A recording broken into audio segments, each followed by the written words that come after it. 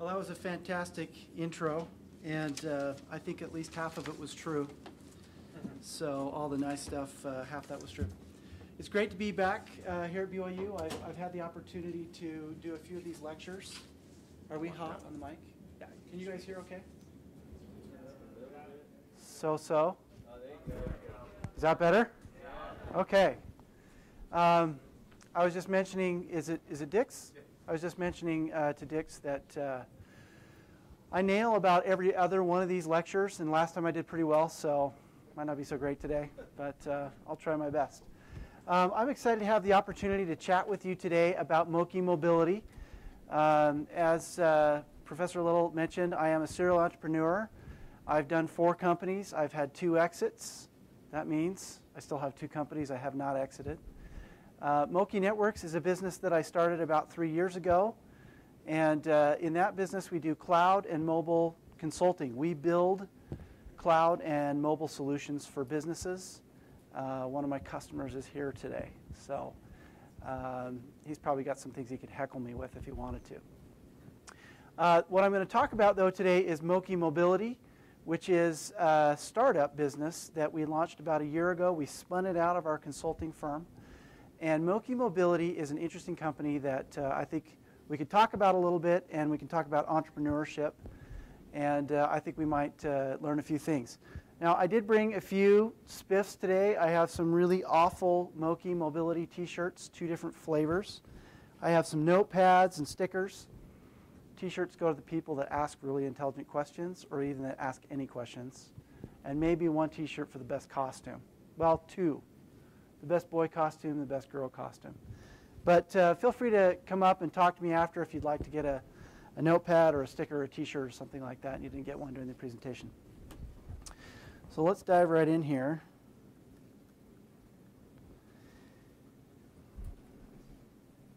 Wow, that is really terrible.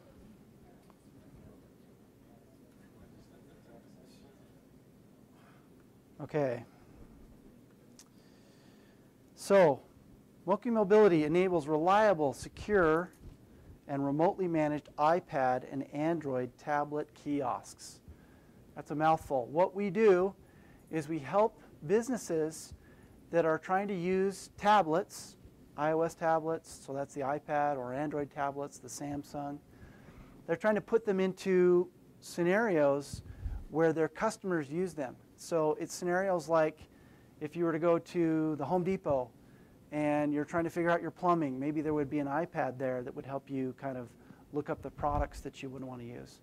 We call those scenarios purposed device scenarios. Many of you, I'm sure, have been to the Apple Store where instead of going up to a cash register, when you purchase something, they come to you now, and they just check you out on a little device right there at the store.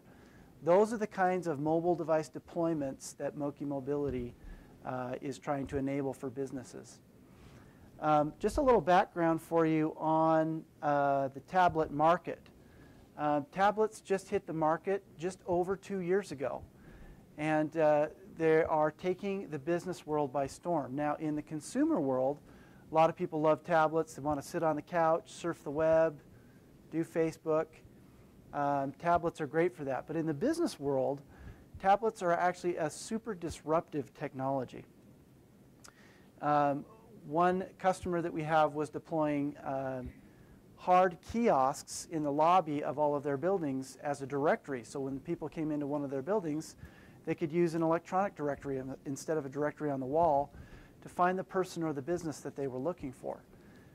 This customer was spending $5,000 to $10,000 per building to install a proprietary kiosk solution that would enable this. We were able to help this customer rip all those out, go buy $500 iPads, put those on a table in the entry of their building, and do their directory function. And so we've got a few pictures here of some of these kinds of scenarios where tablets are going into these customer-facing purpose scenarios. By our estimation, there are about 10 million businesses globally that are trying to deploy tablets into scenarios like this. So we think it's a very, very large market. We have a couple apps that are in the store that our customers use. One of them is called Moki Touch. It's kind of a customizable web kiosk, so once they've deployed that tablet, they can put an app on there that will help them guide their customers through the content that they want them to see.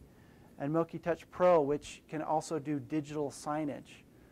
Does anybody know what digital signage is?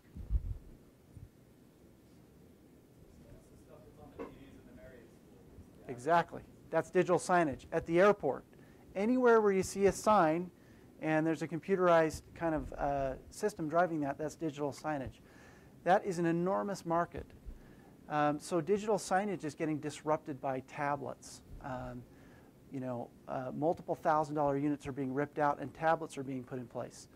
I'm sure you guys love to go out to eat. There are a lot of restaurants out there in the genre of fast casual. Fast casual is somewhere in between fast food and fine dining.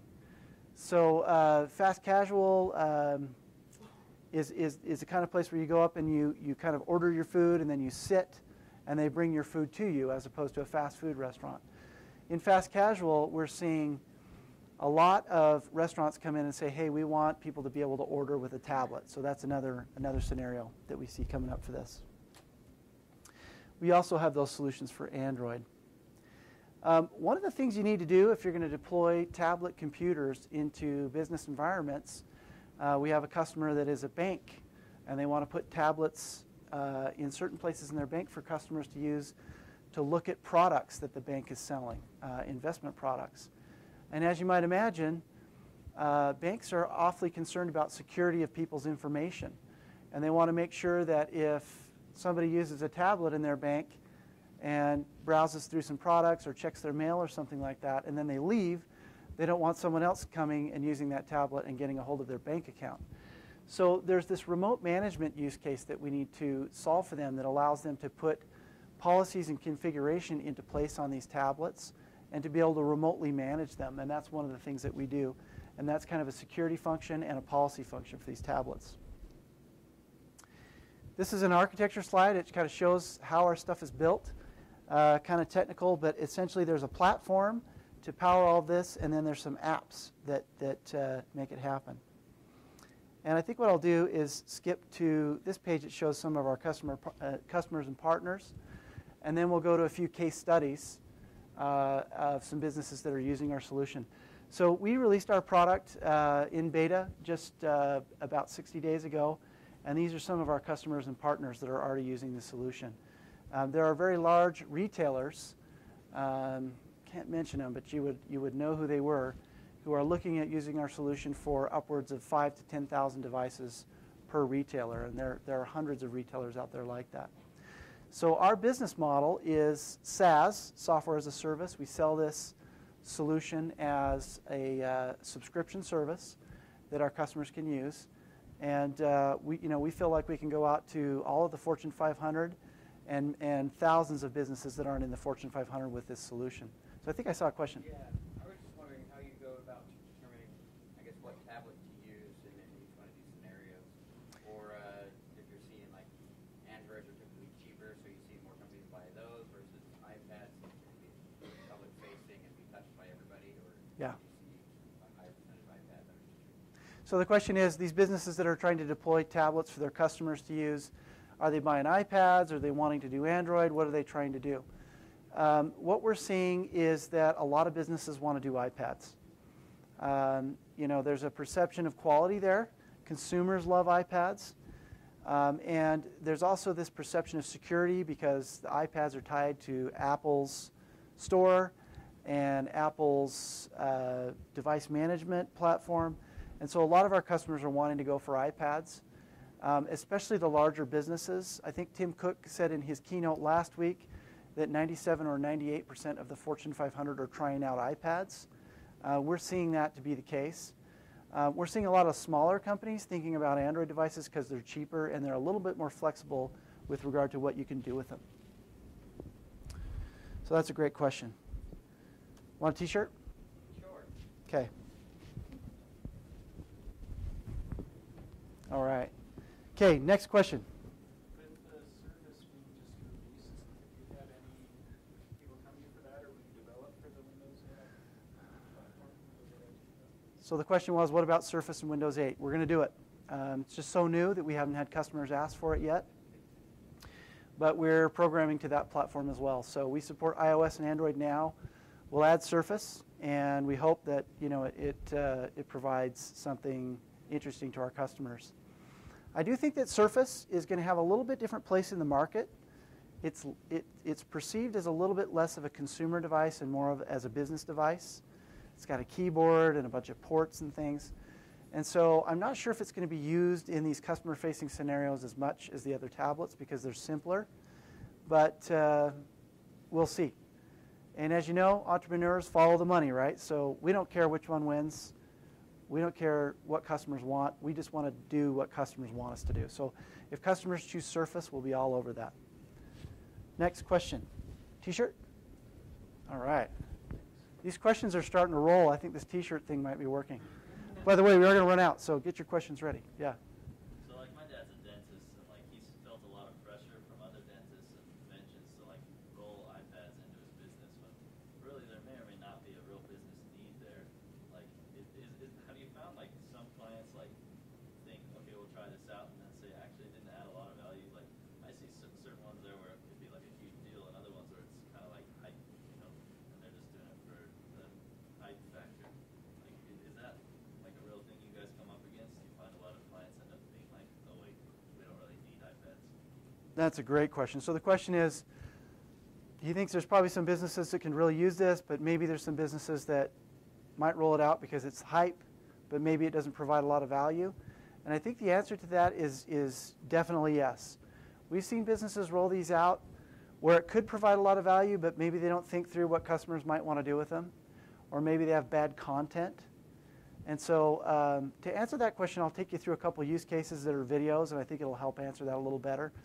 But it really has more to do with not the tablet or the fact that you're deploying tablets, but what are you trying to do? Are you trying to get surveys? Are you trying to do marketing? Are you trying to provide, like I talked to someone very high up in the Gap store, corporate land, and they told me, well, what we're trying to do is if someone comes up to a display of jeans, we're not trying to show them, well, there's other colors and other sizes, right? That's probably a pretty lame use case.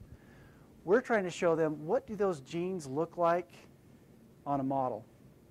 What do those jeans look like paired with other items of clothing in the store?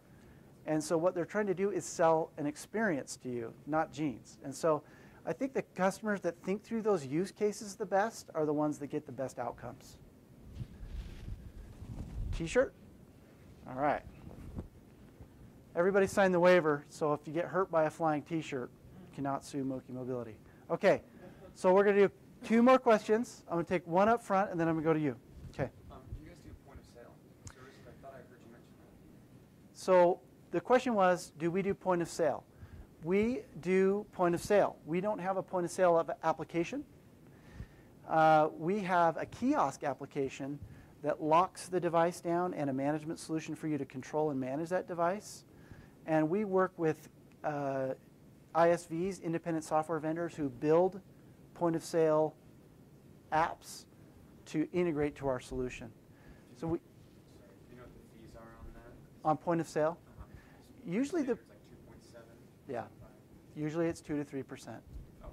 We do have a really lightweight point of sale solution. You can plug in a Square reader, and if you have an existing e-commerce website, we can handle that. We can make our kiosk function with your existing e-commerce website, but we haven't gotten into point of sale so much. If you think about it, point of sale is actually, for the most part, that's not customer facing. Usually when it's point of sale, there's someone at the store assisting you with the purchase. The stores don't usually let you buy your own stuff on an iPad and walk out the door. Smith's Food King lets you do that, but the Gap probably isn't going to let you do that. So we're focused more on the scenarios that are customer facing, and we're partnering with independent software vendors who have those other kinds of applications to leverage our platform and take it out to market. But to answer your question, the fees are usually 2 to 3% on a sale for those point of sale solutions. So one more question on that, and then we'll move to the case studies. How do you see NFC kind of affecting your business, where instead of using fixed iPads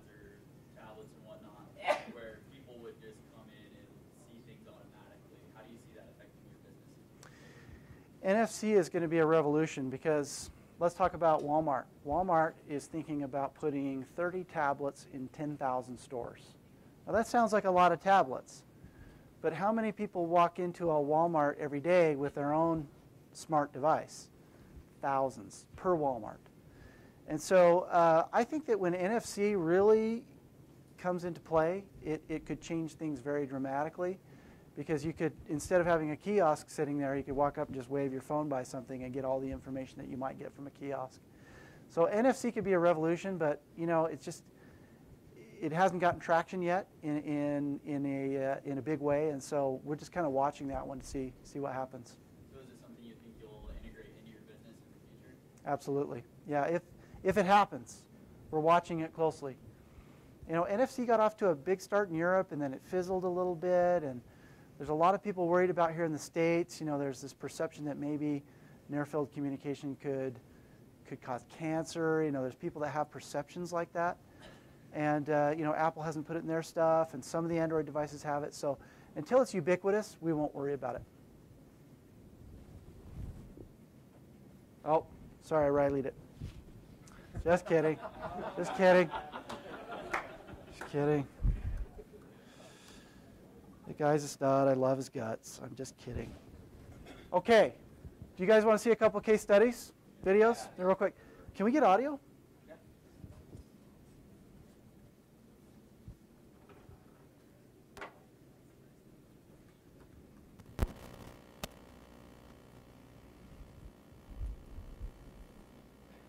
Maybe?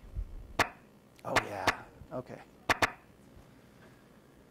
Okay, so my marketing guy put these videos together with the help of some people on campus. And so really appreciate what he did there. And we're trying to navigate through a really small view of my website here. Okay, so this first case study, this is a guy named Steve Miller. He's a good friend of mine. He sells boats for Taylor's Boats up in Draper. Let's take a look at this one.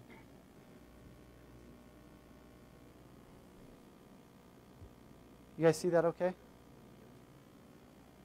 See if I can get it to play. A few days ago, we were here in the showroom, and a customer walked in, and they came up to one of our boats, and the kiosk was right there, and they just started playing around with the kiosk. They're like, oh, this is new, what's this? And they were really interested, you know, what it did, why it was there. And so we walked up and started talking to them and using the technology and looking at the boat. I'm Steve Miller. I work at Taylor's Boats. We're the Malibu and Cobalt dealer exclusively for Utah and the surrounding area. Technology is becoming more and more effective for us to sell boats. With the kiosk and the internet, we can just pull up a video and show them, hey, this is exactly what the wake looks like. Look at this professional wakeboarder, watch how he hits the wake. We would usually go into our office and try to search something which is always kind of awkward because you're trying to find the content right in front of the customer. Moki Touch gives you the opportunity to make custom buttons. When customers would walk in, if the sales guy wasn't around, they could just come up to the kiosk and press one of the tabs, and it would take them to either Cobalt or Malibu or our Facebook page.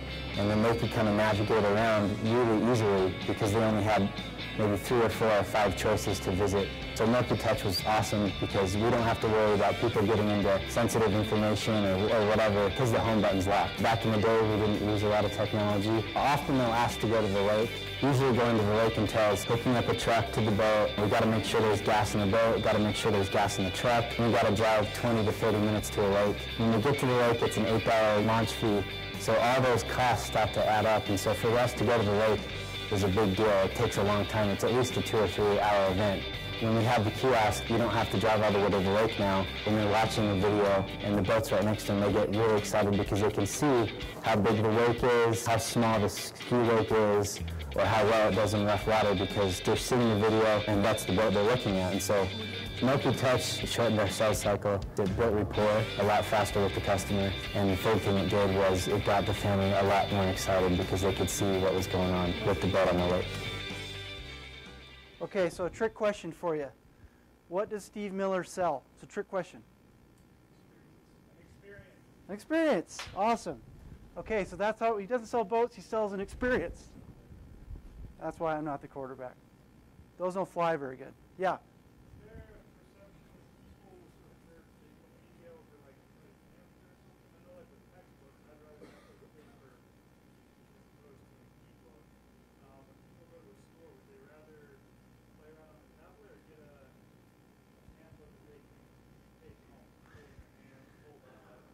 It's not a replacement for takeaways. You know, think about real estate. You really need a takeaway on real estate, right? I don't think this is a replacement for takeaways. What we're going for, though, is the experience. You know, I talked to a Mercedes dealer who does his contracts now in the car with an iPad. So when he sells a Mercedes, he doesn't ship his customer off to finance to sign the deal.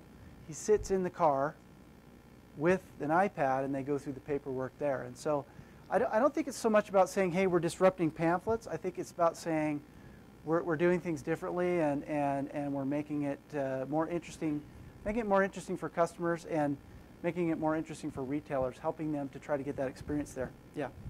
My question was, do you find that you get more business from like custom designed apps or the apps that are already created? Great question. So I think the question was, do we do more business on the custom app side or we do more business on this side where we have our own apps? So wait, you want a t-shirt? Okay. A little long. Okay. So the answer to that one is Moki Networks is the business where we do our consulting. We currently have more revenue over there, but we've been running that business for 3 years. And I would say that Moki Networks is going to be a great company, has the potential to grow to 5 to 10 million in revenue in the next 5 years. But who knows the difference between a startup and a small business?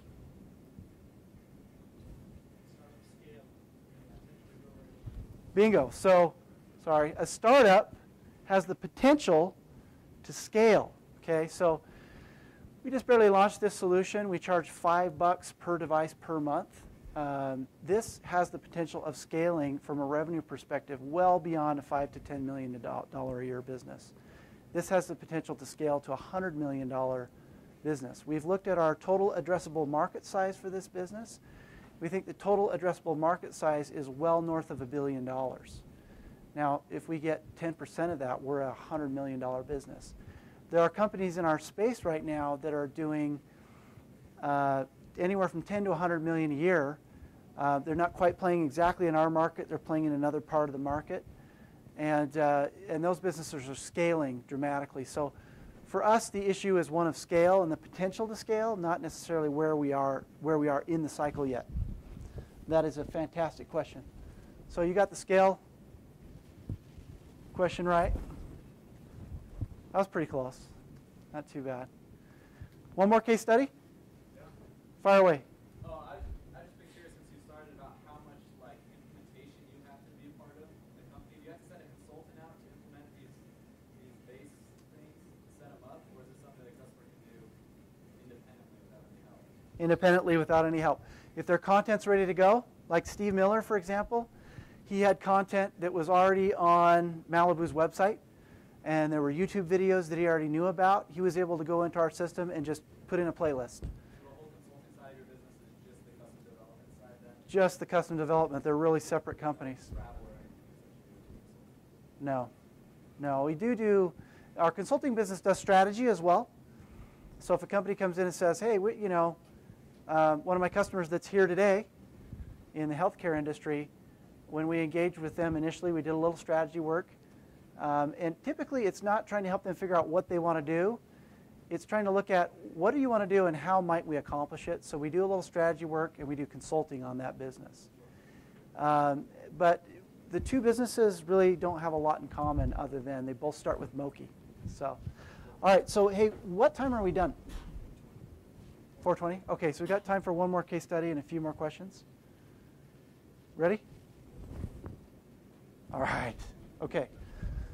Let's see if we can get one more case study done. A couple more questions.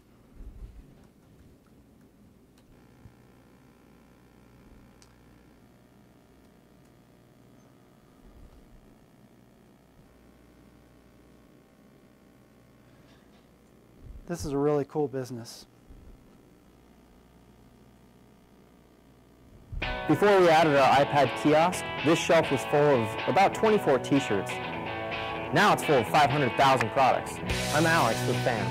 Fans has been in business since 1987. We sell sports apparel products from the NBA, NHL, NFL, MLB, and college. We are a little different than a lot of our competition. We don't just carry home team products. We carry teams from all across the country in most of our stores. Product selection might be limited in some of those teams, which is why we have our website. If a customer walks into our store and they can't find what they're looking for, they're likely to go home, shop online, maybe purchase from a competitor, or not purchase at all.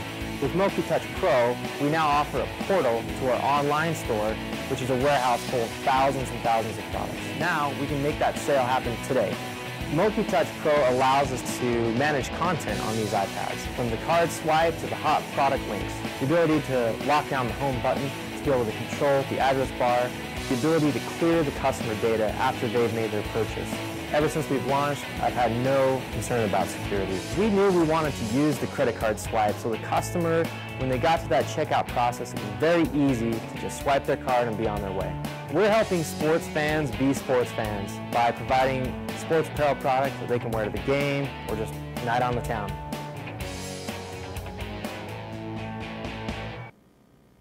Okay. Any questions about that one? That one's pretty simple. They're trying to sell product, right? So fans cannot possibly put all of their SKUs in the store, and they're really trying to do e-commerce in the store. Question? I'm just curious that I noticed that looks like the square. Is Yeah. that what you use for your Yep. transactions for that? Yep. Is that built We in- don't use Square. We do use their reader. Okay. Yeah. So you built the card reading technology, but you use their reader. Yep. Yep. Great question. You get like an API from Square, or you just build yourself? We don't use Square services. Right. Our technology listens to the audio jack and interprets the data. Could work with any reader. What Square does there is not proprietary. The real value in Square is their back-end services for retailers. It's that kind of point of sale, hey, we'll run your transaction. That's the value of Square. The reader, I mean, you know, there's like 2 million Chinese knockoffs of those readers already. And so All you guys do is pull information from the reader. we just use the reader as a way to get the credit card data so you don't have to type it in. Yeah. And that's not that big a deal. It was a pretty easy trick. Yeah. So are these customers coming to you, or are you marketing to them? I mean, how's that selling process work? This is fantastic. So we're moving off. We've talked about what the product is, the value proposition. How are we trying to go to market? We're trying to do a lot of marketing. We're spending probably 30 to 40% of our budget on marketing right now. We spent the first $1 million building the product. And we're spending currently about 30 to 40% of our run rate on marketing. So we have a designer in-house, we have a director of marketing, we have a website guy, and we're going to events. We're doing relationships with distributors. So we're going out to the people that sell the iPads, that sell the networking equipment. We're working with the people that do the enclosures that you put the iPad in to lock it down. And forming partnerships with them. We're putting a lot of time and money and energy into business development and marketing. And one of the things we do, we have a blog post almost every day, a lot of YouTube videos. We go to a lot of events. We form associations with good companies. We have a PR agency. We're doing a lot of marketing. And we have about 20 Fortune 500 companies that are talking to us as a result of that. And I think in the first 90 days, we landed 50 customers paid. Yeah, thanks. Seems like the iPad isn't being utilized for what it's made for. It's like, it kind of reminds me maybe if you get an iPhone, you only use it for calling. Yeah. So do you feel like maybe there already something exists, but do you feel like there's going to be some industry tablets made specifically for this without all the apps and stuff? Fantastic question. That one gets a t-shirt. So his question is, hey, you guys are kind of putting an iPad in a thing and you're using it for maybe 1/10 of what it's really used, what it could do. And is there going to be something come along that is the kind of single-purpose device for these retail scenarios? The answer is absolutely. There's already a company out there that makes their own Android device that you don't have to put in an enclosure. It comes in an enclosure, and it comes in bigger sizes. And the name of the company is iDisplay, and they're huge in Europe. And we're working on a deal with those guys to get our software directly on their ROM so that when people buy their devices, our software is already on there. So there will be, I think, a lot of proprietary signage solutions and things like that will come out. But most of them that we've seen recently, they come out with Android, and so we run on them. And so again, we don't care what the device is.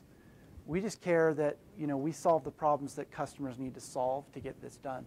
We give you the ability to manage the device, to dynamically control what content's on the device, and to make sure that you have reliability and security. And so that's really what our service is about. And we don't care what device you're using. We're happy to help you out if you're using a proprietary device that runs Android, or if you want to go iPad, whatever you want to do. You got a T-shirt, right? Okay. Great question. Yeah. I'm just wondering, maybe you already mentioned this, but so 3 years ago you started Moki Networks, and how did you get into that? What was the kind of startup story? Oh, okay. Yeah, good question. So why did we start Moki Networks 3 years ago? Sorry. I've been picking on you with those T-shirts, huh? I sold my company at the end of 2007, Wingate Web, which was I sold that for the second time in 2007. I sold it for the first time in 2004. So Wingate Web was an online conference management solution. We built a SaaS solution on the web that helped for large corporations to produce big tech conferences. We sold that company to a media company in 2004, and I worked for them for a couple years until they kind of screwed it up. And then I bought it back with my partners. And then we turned it around and grew it, and we sold it again at the end of 2007 to the Active Network. So I spent about 10 years doing software as a service in the events world and in the conference world. And we had a lot of experience working with Apple, Microsoft, SAP, Oracle, Hewlett-Packard. If there's a big tech company, we did their projects. And so we're kind of geeks at heart. I got my undergrad here at BYU in CS, and then I got a master's in business from the School of Hard Knocks later. But to make a long story short, I worked for 10 years in SaaS, loved the SaaS business model, subscriptions, and the valuations that come in that business model. And after working for the Active Network for a couple years in 2009, when I left, I decided, hey, it's time to do something new, and it's got to be in mobile because of the disruptive kind of nature of mobile. And so we didn't have any specific ideas about what we wanted to do other than we wanted to learn mobile. And we wanted to do a lot of cloud. We felt like cloud was the next generation technology for web. And so really as a way to learn cloud and mobile, we built a team and went out and started working with customers to create cloud mobile solutions. And that business is doing very well today. And that's kind of how we got Moki Networks going. And we felt like as soon as we saw a really good idea in that space that would be SaaS-oriented, we'd spin it out and do it as another project. So far, everything's kind of gone according to plan. Kind of intended for it to go down that road. So we think of, to some degree, we think of Moki Networks as being kind of an incubator for cool ideas, both for our customers and for us. And it's a profitable way to provide a good service. And as really interesting ideas come along that we might want to do that have more of a startup nature to them, something that can scale, we'll look at spinning those out. And so the one that we're doing right now is Moki Mobility. Great question. Thank you. All right, I think we have time for one or two more questions, and then we'll wrap it up. I was just curious.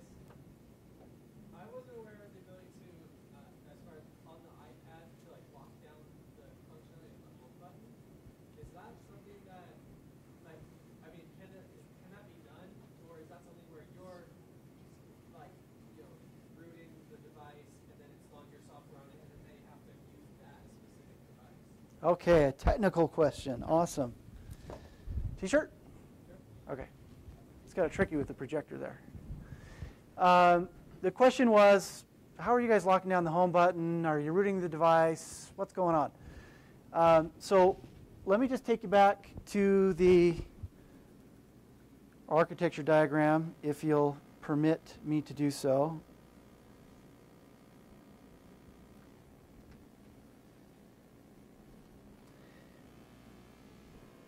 That's how we do it right there. We use a technology called device management, which lets us lock the home button. That's a technology that is approved by Apple. And it allows us to essentially have full control over the device. There's only a handful of companies out there that know how to do that, and we're one of them. But essentially, device management, that capability is the capability to remotely manage the device by policy. And what that means is I can send a configuration file down to the device that puts a policy in play that causes the device to behave in a specific way. So I could send a policy down to the device that would configure it for your email account. I could send a policy down to the device that would lock the home button and launch a certain app and keep it in a kiosk mode. Those are device management functions, and that's at the base layer of our platform. We also have the capability to do app distribution, to do app settings management, which is controlling the settings of the application in real time, and in device environment intelligence. That's a logging service that you can look at and see what's going on with that device as time goes by and how is it behaving. So really great question. That's part of our secret sauce. That's part of our magic. We have this capability. If you enroll a device with our solution, we have the capability to control it and to lock it down and make it work for you in your retail scenario. Yeah. Is that something you have to get permission from Apple to do, or can the developer have those kind of? You need permission. You already got a t-shirt, right? You need permission, and it's very difficult. Okay. That's a tough one. It's also cost us $1 million to implement it once we got permission. So it's a little bit barrier to entry there. And that $1 million was me working 80 hours a week for a year or two for free. Yes. Easier. It's still hard, though. Great questions. These are way better questions. I think the t-shirts. So we got 2 minutes. So we'll take 2 more questions. One here, then one here. My question was more on offline mode. Did you consider that places where you may have a kiosk in the middle of nowhere, you still want people to be able to interact with the pad? How do you, not be actively connected all the time. right. So question, if the kiosk is offline, how's it work? You buy a Moki Touch Pro, because it'll download your content and run it for you even offline. Did you get one? I already got it. Okay. All right. What would you say is your most valuable relationship? Oh, man. Our most valuable relationship is with our early adopter customers who put up with our crap. That's our most valuable relationship. Really, that is super valuable. If you're trying to do something kind of enterprise like this, you can't test it in a lab. You need a customer like an auto parts store that's willing to test this on the East Coast, on the West Coast, in the Midwest. And they'll call you up and go, you know what? You're kind of the only guys doing this. We appreciate you helping us out, but your stuff sucks, and you need to fix it. We had a customer that tried to roll this out in 5,000 taxis in Las Vegas and New York. It just failed miserably. And it wasn't necessarily because our stuff wasn't working. It was just because he was doing a lot of wacky stuff. And he didn't want to work with us to solve the problems. He just fired us. He just said, look, if this isn't perfect, I can't use it. And then he moved on and he chewed through like 5 other vendors, and he still doesn't have a solution. So when you're innovating and when you're rolling out a minimally viable product, I think your most valuable asset is somebody that will work with you, who believes in you, who thinks what you're doing is cool, and he'll put up with it and help you get through, not knowing what you're doing, frankly. So I appreciate that question. I think it's a fantastic question. I think we're out of time. So are we out of time, Josh? Okay. Thank you. Hey, if you do want a consolation prize, I've got stickers and notepads, so just come up after, and I'd love to hand one out.